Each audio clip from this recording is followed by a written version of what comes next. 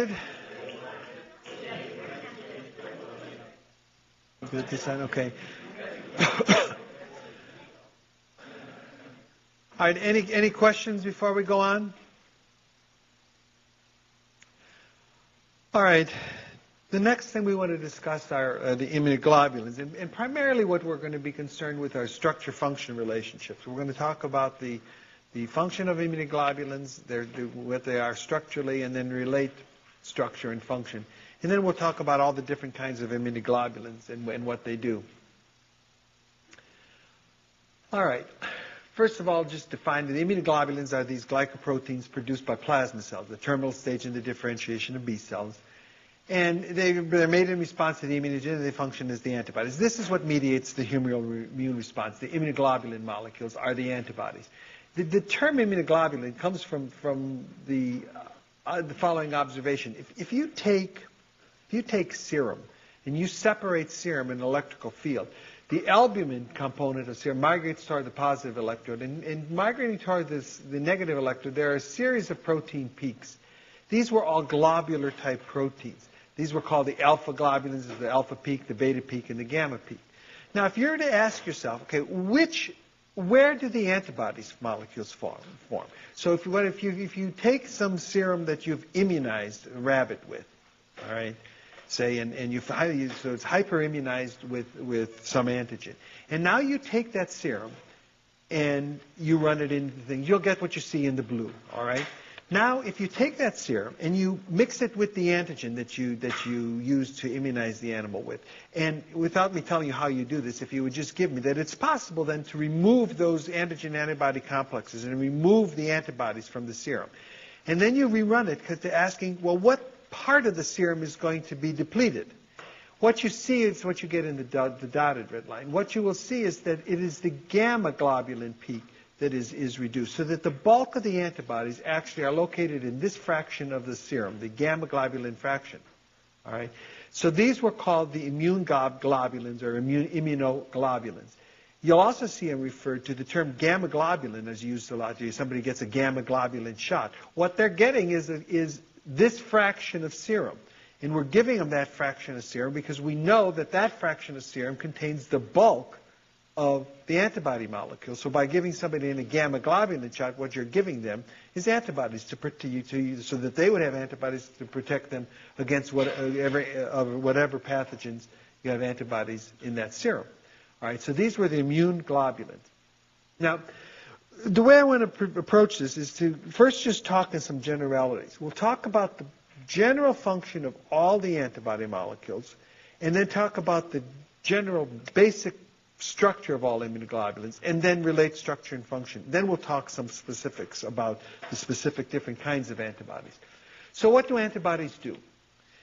The first and primary function of antibodies is simply to bind antigen.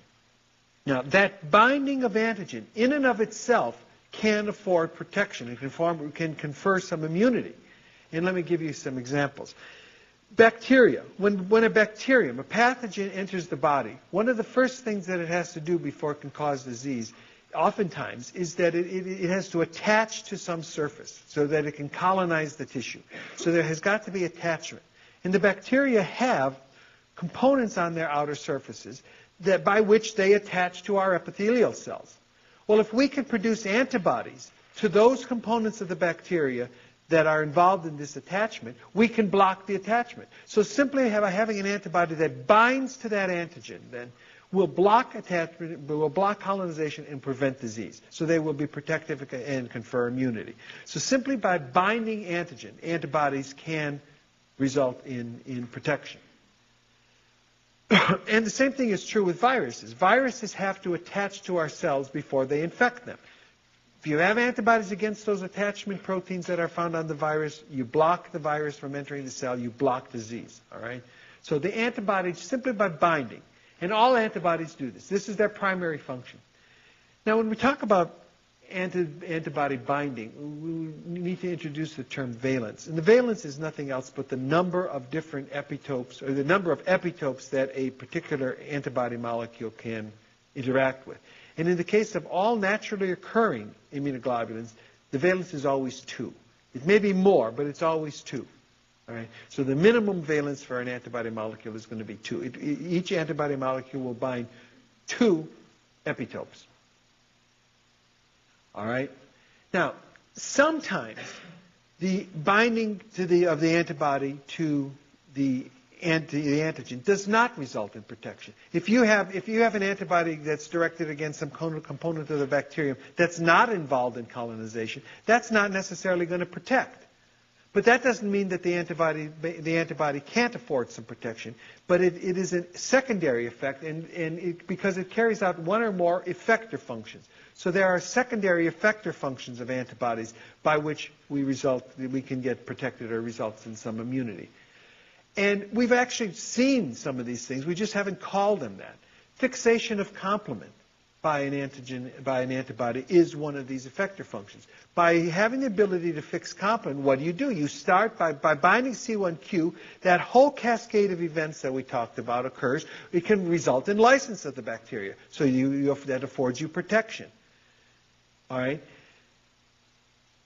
Binding to various cells. We've already talked about macrophages and neutrophils having on their surfaces a receptor called an Fc receptor for an immunoglobulin molecule. So the antibody binding to that receptor, what did it do? It made the cell more able to phagocytose. In the case of the K cells, binding to the killer cell enabled the cell to kill its target cell. So the antibody's one of these effector functions is the ability to bind to other cells and then modulate the activity of these other cells. So the protection is a consequence of these effector functions. So either we have protection as a consequence of the antigen binding capacity, or protection results from one of these secondary effector functions of the immunoglobulins. All right. Now, in most cases, in order for the antibody to have or demonstrate one of these effector functions, it must have first interacted with antigen. So you have to have antigen binding first. And there are going to be a couple exceptions that we're going to talk about. But by and large, that's true. And if you think about it, it makes sense. If our antibody molecules were fixing complement all the time, what's going to happen? Before they encountered antigen, what would happen if their antibodies would be fixing complement? You'd run out of complement. It'd just be constantly using up all your complement, all right? And so they don't. They only fix complement after they've encountered their antigen, all right? So in most cases, that's going to be true. Again, we'll find a couple exceptions to that rule. All right, so that's what antibodies do. They either bind antigen, or they all bind antigen, and then they may or may not then carry out one or more of these effector functions. And when we talk about the individual kinds of antibodies, we'll talk about what effector functions they can actually mediate. All right. So that's what they do. Now let's talk about their structure. Now, elucidating the structure of the immunoglobulins was actually a pretty daunting task when it was accomplished, because it turns out that the immunoglobulins are an extremely heterogeneous population of molecules. And it's very difficult to try to elucidate the structure of a mixture of molecules. All right? So they're very heterogeneous, and it made the elucidation of the structure actually difficult. The big breakthrough came with the discovery and the realization that myeloma proteins were actually immunoglobulins. All right? Now, do you know what a myeloma protein is? Do you know what a myeloma is? Have you had myelomas? Myelomas are plasma cell tumors, okay? So it's a tumor of a plasma cell. And so these plasma cells would be a clone of cells that would become malignant and would proliferate, and they would secrete a protein, and these proteins were called myeloma proteins. Well, it turns out those myeloma proteins were actually immunoglobulin molecules.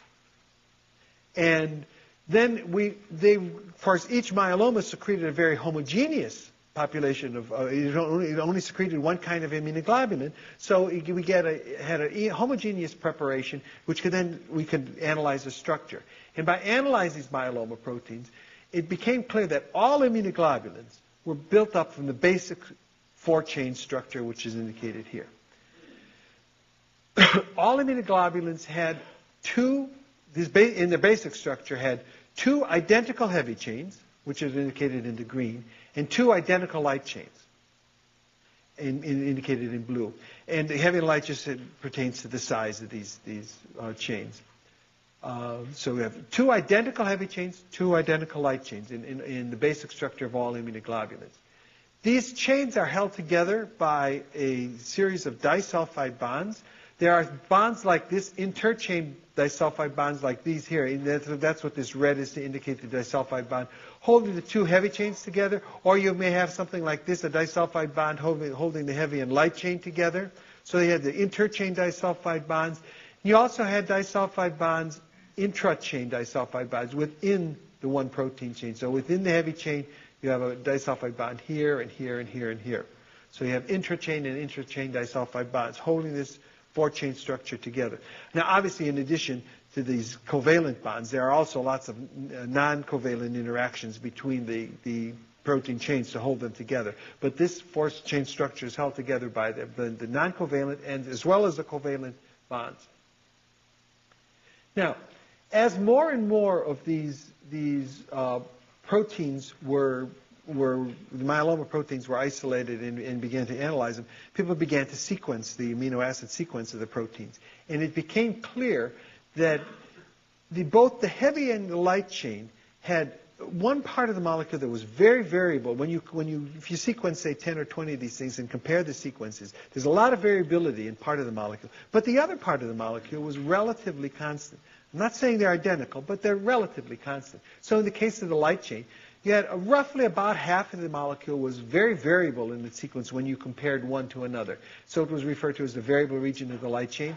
The rest of the molecule was relatively constant in its sequence, or much less variability. And so it was called the constant region. And the same thing was true in the heavy chain. Part of the molecule was very variable in its sequence, but the remainder of the molecule was more constant, so it was called the constant region of the heavy chain. So each had variable and constant regions. Now, when the X-ray crystallography was done on these proteins, and you looked at the 3-dimensional structure, there was a region that became to be referred to as the hinge region, because this molecule is not flat as it's depicted here. This acts as a hinge, and these arms can actually move around. They can stretch out. They can move out of the plane and move towards you or move back. So there's movement around this region of the molecule. So we have what is referred to as the hinge region. And these were all glycoproteins, so they all have some sort of carbohydrate. Now, I indicated just one carbohydrate here, but in fact, the carbohydrate can be anywhere. It can be on the light chain. It can be on the heavy chains. It's all over, all right? So these are highly glycosylated proteins. All right.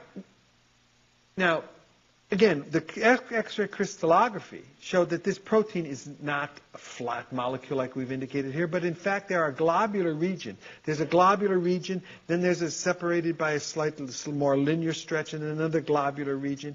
And each of these globular regions were referred to as a domain. And it turns out that each of these domains has one of these intrachain disulfide bonds. So in the case of the light chain, there were 2 domains. There was one domain that corresponded to the variable region of the light chain, and one domain that corresponded to the constant region of the light chain.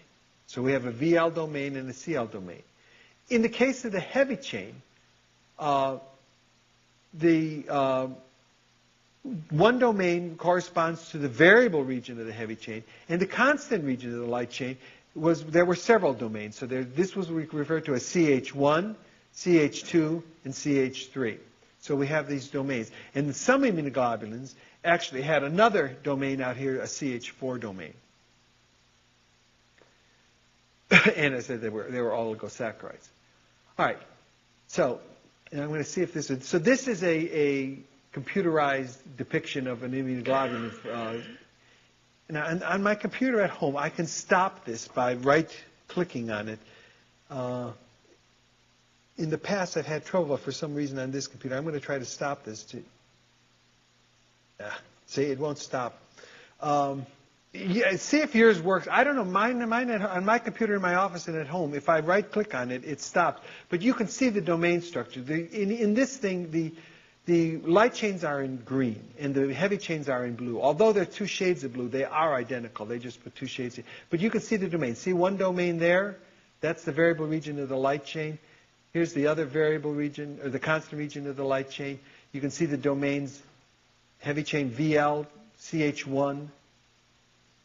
It's more difficult to see CH2 and CH3, which are down here. If you try, if you try it on the thing, see if you're in your right click, if it stops. Does yours stop?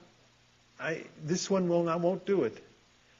So, all right. So you just play around with it, take a look. You can actually see the domain structure of the immunoglobulin molecules.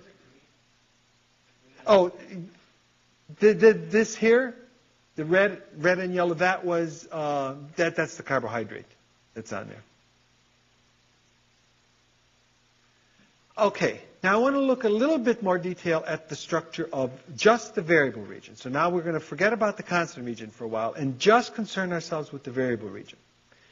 As more and more of these molecules were sequenced, and then comparisons were made of the sequence, an analysis was done, which essentially did this. They said, let's look at amino acid position 1. How much variability do I see in amino acid position 1 if I compare 20 or 30 of these different variable regions? And then go to position 2. How much variability do I see in position 2? And then 3, and so on, down all the way down the variable region. What you get, if you make then a plot of the degree of variability as related to the amino acid position, so starting from amino acid position 1 up through about 100, which is about the size of the variable region, okay? What you see is there is variability over the entire variable region. If you were to do the same analysis, for example, on the constant region, this would be a flat line. There would be maybe a couple bumps here and there, but it would be essentially flat, all right? So you can see there's variability all over here. But in fact, there are 3 hotspots of variability, and these are referred to as the hypervariable regions. Hypervariable region 1, and 2, and 3. Notice also that the most variable is hypervariable region 3. This will be important when we talk about the genetics of the immunoglobulin, probably on, well, maybe tomorrow, but more than likely, I guess it's going to be on Friday. All right, so we have these 3 hypervariable regions. These hypervariable regions are also referred to as complementarity determining regions. So why are they called complementarity determining regions? This is the picture that you would get if you sequenced variable regions that came from antibodies of different specificities. In other words, antibodies that were directed against different epitopes or different antigens, all right? This is what you would see. If you did the analysis slightly differently, if you did the analysis by taking only consider antibodies that are directed against the same antigen, all right, and do this analysis, what you will find is that, yes, you see this variability out here, but when you come to this region that corresponds to hypervariable region 1, 2, and 3, it's flat line. There's no variability. So what that says is that antibodies with the same specificity have the same hypervariable regions, whereas antibodies with different specificities have different hypervariable regions. So what that, of course, suggests is that that's the hypervariable regions that determine the specificity of the antibody. Whatever hypervariable region you have, that will determine whatever antigen or epitope that's there, that antibody will react with. And if you do this analysis, you find these hypervariable regions on both the heavy and the light chain in the variable region. You'll see the same picture. And what happens when the heavy and light chain come together, the variable regions come together, these hypervariable regions are positioned in such a way that they create a pocket into which the antigen is going to bind. And they determine the specificity. And that's why these are called complementarity determining regions, because these regions determine which antigen or which epitope that particular antibody will bind. And the specificity is then contributed by both the heavy and the light chain, because both heavy and light chains have these hypervariable regions. And again, they come together to create the place where the where the antigen is going to bind. Okay? Now, the regions flanking the hypervariable regions are referred to as framework regions. So this is framework region 1 and 2 and so on. These are the framework regions. Now, I don't want to say a lot about the framework regions, except to say if you do this sequence analysis and only concern yourself with the framework regions, and you start comparing framework regions, what you can see is if you sequence a lot of these, you might say, these two proteins, these two immunoglobulin molecules in the variable region, they look a lot more similar to each other than they do to this one. This one is really different. So I'm going to put this one in one pile, this one these two in one pile, this in another pile. And you make a bunch of these things. You'll find out that you can divide the immunoglobulin variable regions into a number of different groups, and ultimately some of those groups were subdivided into subgroups. Well, it turns out that each of those groups and subgroups represents a different gene in the germline for the immunoglobulin molecule. So the framework regions are a way of essentially counting the number of different genes that you have. All right?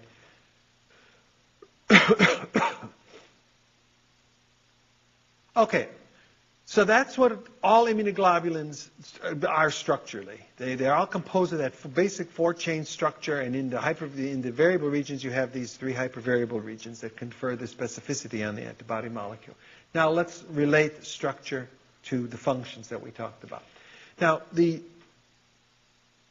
studies to relate structure and function, what they did is they employed techniques where they were basically chop the immunoglobulin up into pieces, and then ask what do the pieces do, all right? And then you can identify, what functions each piece carries out. So I'm going to go through and take you through some of the fragments of immunoglobulin molecules.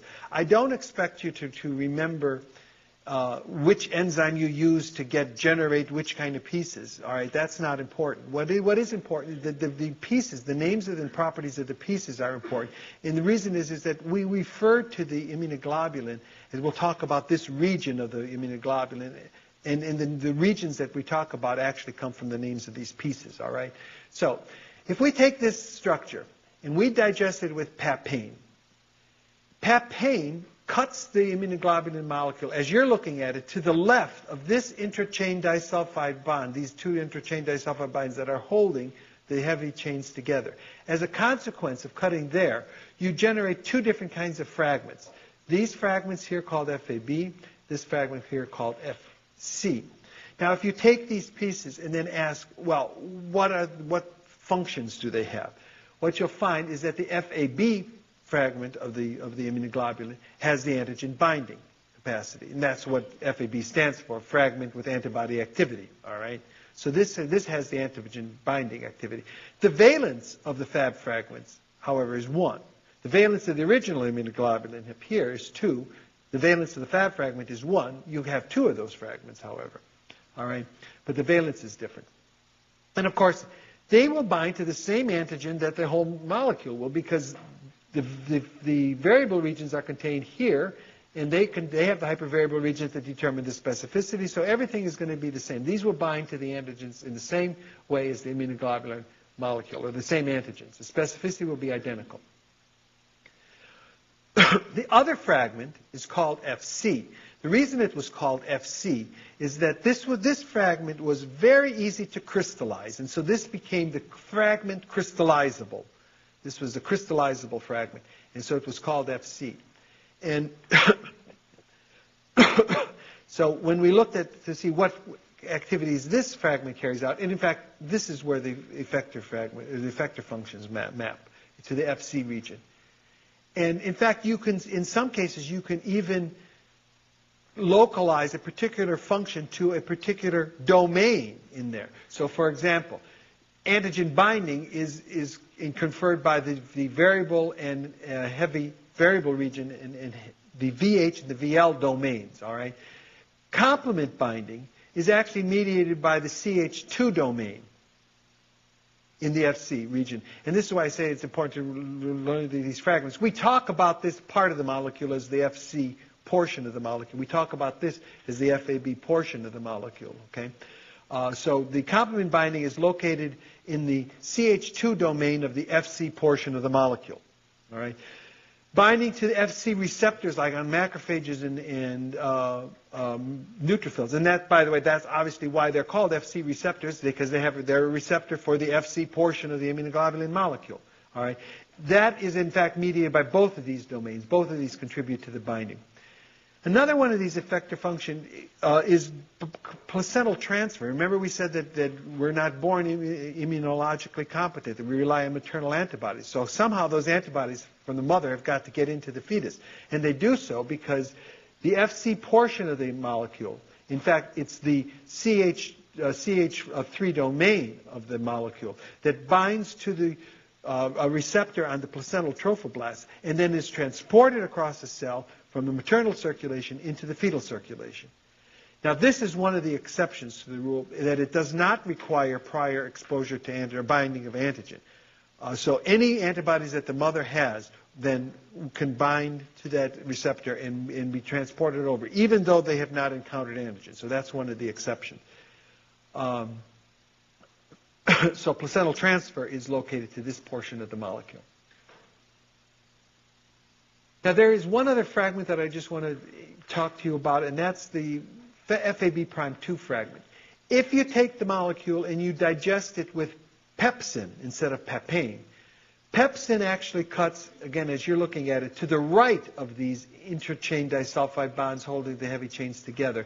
It also cuts a number of places in the FC portion of the molecule, so you end up with a bunch of FC peptides. The main fragment that you get out, it looks like this.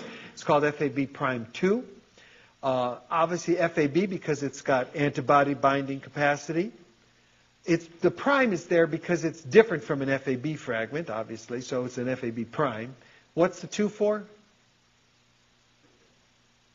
The valence of 2, okay? So this fragment here has exactly the same antigen binding properties as the original molecule, but it cannot carry out any of the effector functions because it lacks the FC portion of the molecule. All right? Now, again, another point I want to make. These fragments, the Fab fragments, the FC fragments, the FAB'2 fragments, these are only things that are produced in the laboratory. When we make immunoglobulins, we do not make these kind of fragments. In other words, you're not going to find Fab fragments floating around in your serum anywhere. Right? We make whole immunoglobulins.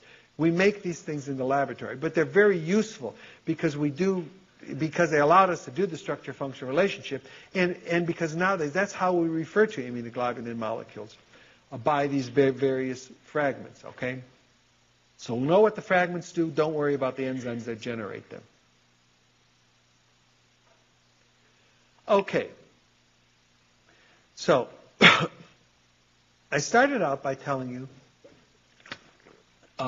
that immunoglobulins were very heterogeneous, and that's why they were difficult to determine the structure.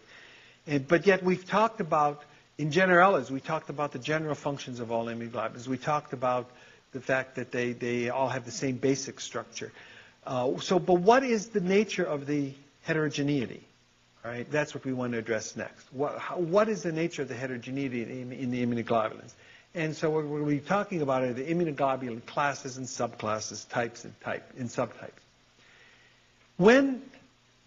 If you sequence all these, when this sequencing is going on, again, now let's concentrate on the constant region and just compare sequences in the constant region. Forget the variable region now. And you sequence a bunch of these myeloma proteins and you compare the sequences in the constant region. What you'll see is that some of them are more like than they are to others. Again, so you can begin to divide them.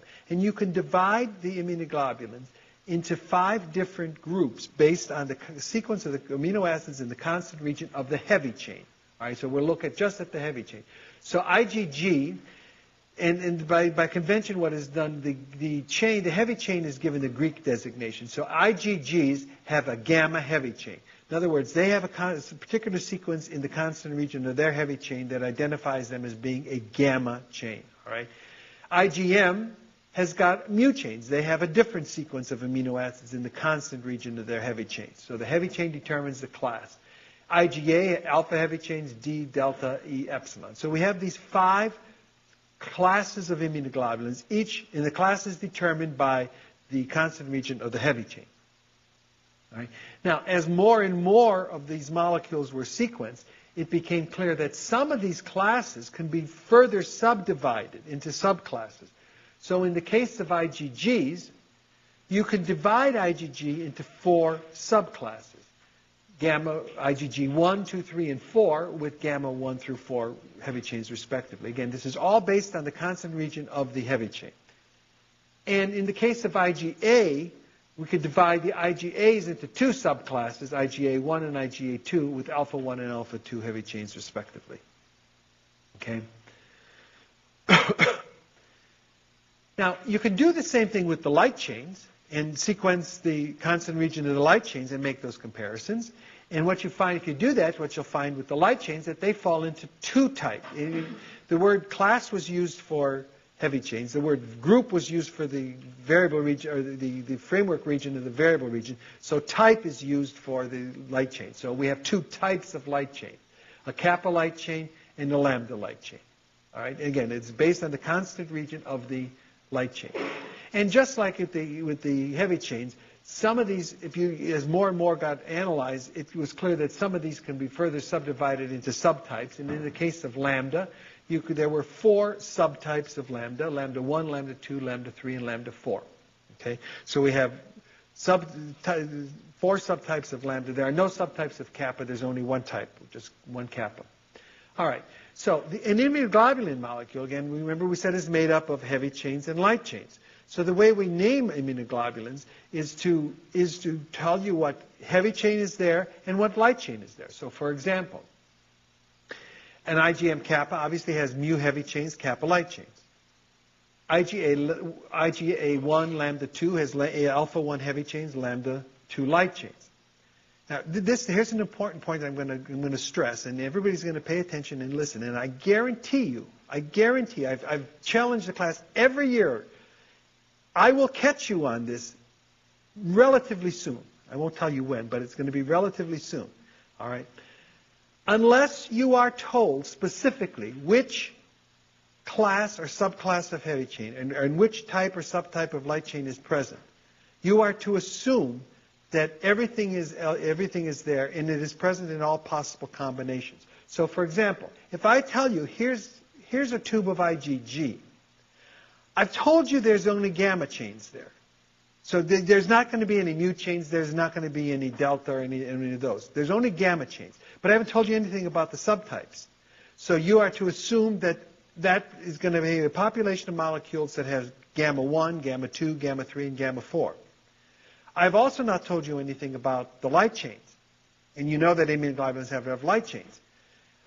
So there's going to be kappa light chains there. There's going to be lambda 1, lambda 2, lambda 3, lambda 4 light chains there. And those light chains are going to combine with all the possible heavy chains in all possible combinations. So you're going to have a gamma 1 kappa, gamma 1 lambda 1, gamma 1 lambda 2, and so on. All possible combinations. Keep that in mind. So if I were to walk up to you and if I gave you a tube and I said, there's human immunoglobulin here, what's in there? Everything is there. All classes and subclasses are there. All types and subtypes are there. And they're there in all possible combinations. All right? I'll get you. You wait. At least I'm going to get some of you. I know that. All right. So that's the basis of the heterogeneity in the immunoglobulin molecule. This is because we have these different classes and subclasses of heavy chains, types and subtypes of light chains that can mix in all possible combinations. You get a very heterogeneous population of molecules. All right. What I want to do now is, we want to take each of these classes of immunoglobulins and talk about, again, a little bit about the structure, because the structure of some of the classes are slightly different than what we've presented so far. So we'll talk a little bit about the structure, and then talk about the major biological properties and functions of each of these classes of immunoglobulins. And we'll start with IgG. As far as the structure is concerned, IgG looks pretty much like what we had already shown, the basic 4-chain structure. You'll sometimes see this referred to as a monomer. Don't get confused. It's not saying that there's just a single chain. When we refer to monomers, when we talk about the immunoglobulins, we're talking about it's built up of one of these basic 4-chain structures. All right? So there's only one of them there. All right? There is an older nomenclature that you may see. it is referred to, this is oftentimes referred to as 7S. I'm not going to use that nomenclature. I'm just telling you about it in case you do come across it. People refer to this as 7S immunoglobulin. It refers to the fact that if you put this in an ultracentrifuge and spin it down real fast, it sediments at a certain rate, which is based on its molecular weight. And it sediments with a rate of 7S, okay? So that's what that old number, again, I'm not going to use that, but just so you know what it is. So structurally, it looks pretty much, it's built up of this monomer. There can be some differences in the subclasses of immunoglobulin. IgG3 has a particularly large hinge region. You don't need to worry yourself with those kind of things. Just keep in mind, there may be some slight differences in the structure of the subclasses, but basically it's a monomer. As far as the properties of the IgG is concerned, this is the major immunoglobulin that is found in the serum. It is also the immunoglobulin that's found in the extracellular spaces. And in fact, this is the major immunoglobulin that protects us systemically. So its major job is systemic protection, okay? Because it is present at the highest concentration in both the serum and in the extravascular spaces. This immunoglobulin is the only class of immunoglobulin that crosses the placenta. All right? None of the other classes of immunoglobulin will cross the placenta. Only IgG does. And again, reminder, this is the exception. The crossing the placenta does not require that there be antigen, that it had first reacted with the antigen. It crosses the placenta without even encountering antigen. Now, again, I don't expect you to remember all the specifics, but just keep in mind that all subclasses don't do it equally well. So I don't want you to remember that IgG2 is the one that doesn't come across. Just remember that they're not necessarily all the same efficiency of transfer. So, but it is the only class of immunoglobulin that crosses the placenta. It also is a complement-fixing antibody. Again, not all subclasses can do that. IgG4 doesn't, but it's a complement-fixing antibody. As a class, we say it's a complement-fixing antibody. There are a variety of cells that have receptors for the Fc region of IgG. Again, we've seen them. The macrophages have Fc receptors for IgG. The neutrophils have Fc receptors for IgG. And they obviously modulate the function of those cells, okay? Again, not all subclasses do it as well. 2 and 4 don't particularly bind to those receptors very well. It's primarily 1 and 3. And, of course, they result in opsonization. In the case of the K cells, they result in ADCC. Right? So IgG is actually probably the most important of all the immunoglobulins in the sense that it provides us with our systemic immunity. And it is very versatile in the sense that it really carries out all the effector functions. It's a complement-fixing antibody. There are a variety of cells that bind it, that have Fc receptors for it. And it also can cross the placenta. So it's the most versatile of all the antibody molecules. And this is actually, when you, in immunization programs, what we're really trying to do is get the production, in most cases, get the production of good high levels of IgG antibodies, because that affords us the most protection. Okay, IgM. IgM structurally is a little bit different. IgM is a pentamer. And what we mean by that, it is built up of 5 of this basic 4-chain structure. All right? So it's a pentamer. But within any individual IgM molecule, every one of these heavy chains is identical, and every one of the light chains is identical. All right? So that means that the specificity of every one of these combining sites is identical. So what's the valence of IgM?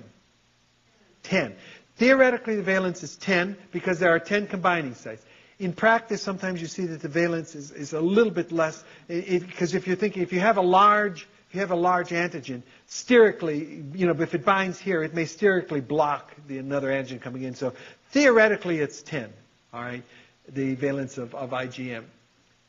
Again, the older nomenclature, sometimes you'll see it referred to as 19S immunoglobulin. Again, it sediments at a lot faster rate because it's a lot larger in molecular weight.